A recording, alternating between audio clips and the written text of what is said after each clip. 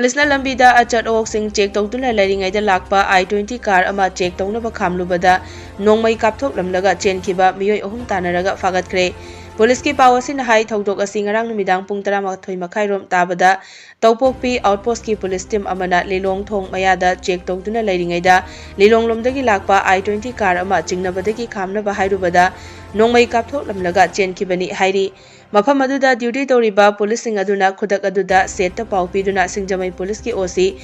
amadi lamsang police ki OC yauba apunba team amana gari adu tanaduna hairanggoithong maibam laikai digi gari amadi gari adu ta tonglamba mioi ahum phagatki makoi sing adu check tawbada .32 gi revolver ama yauna kapthokhraba nongmai maru gi tokning ahum yaurumki hairi. Faraba mioi sing adudi hairanggoithong maibam laikai digi thokchom Gyanendra Elias Benjon chahi 13 apokpa TH Munindro Jinga maka pura makhongdagi ingudam Daniel chahi 12 apokpa ingudam Tomba amasung New Chekon Dimdailong dagi Akas Das chahi 13 apokpa Laikhidraba Jayanta Das kawi hairi.